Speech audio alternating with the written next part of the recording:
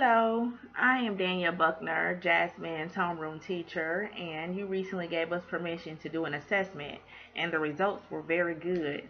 We used a tool called the iStar KR, which is kindergarten readiness.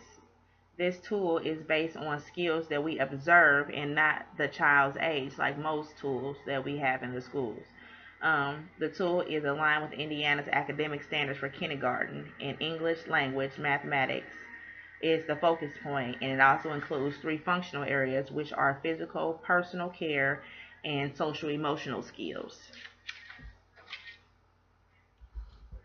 So each standard that we observed it at least 3 times to be sure that it was a positive observation and not anything that was just happening by chance. And the skills that we focused on this time around was communication, which falls under the social emotional iStar assessment. Jasmine is very open and outgoing, and the first standard that she met was begins conversation. I'm going to read directly from the iStar tool so I don't miss anything to tell you guys. It is the first observation was begins conversation. She is very capable of starting a conversation with her peers. We observed these skills with her friend Alessandria, and it went pretty well. The conversation was very age appropriate, and she knew what she was talking about and was very articulate in doing so. She maintained a conversational exchange for at least three exchanges. Like I said, she was able to carry on the conversation and start the conversation without any issues. The next observation was she interacts with others positively. The conversation, like I said, was very age appropriate. A lot of the kids, they want to start talking about other things that don't pertain to the lesson, but she was pretty much focused on everything, which brings us to observation 4, which is demonstrate self-awareness. During the observation, she was stenciling, and her friend Alessandria was very aware of her abilities. At one point, she forgot how to spell her name. When she noticed that she was writing it wrong, she corrected herself and said, "Sometimes I forget."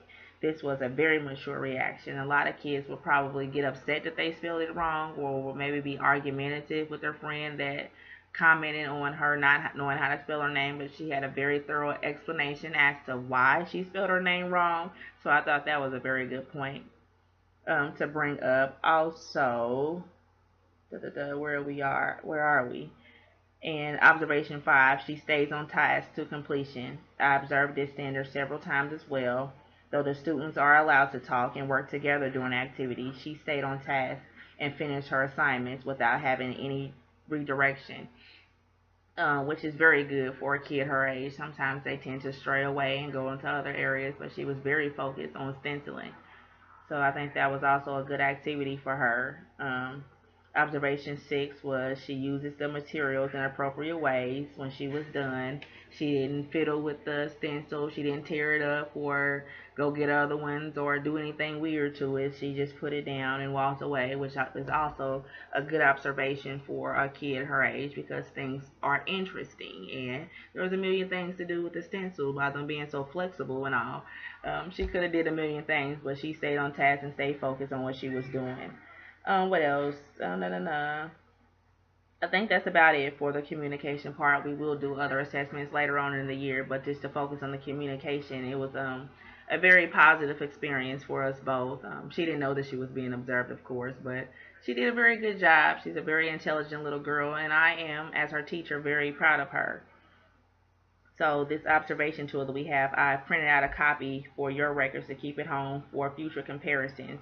If you need it and feel the need to contact me in the future about anything, feel free to let me know, email me, and all that good stuff. So after hearing what we have to say about Jasmine's performance, we would like to know how you feel about her progress. What are your concerns as a parent, and what's your perspective on how she's learning? Is there anything that we need to do? Is there anything that you see her struggling in at home? You know, your perspective from her as a parent and us as teachers is can be pretty different. So we want to know how you feel about it. So just feel free to let us know. I'll give you my email address and all the phone number and everything. You can contact me and we can have a conversation just like right now. So if you have any questions, let me know.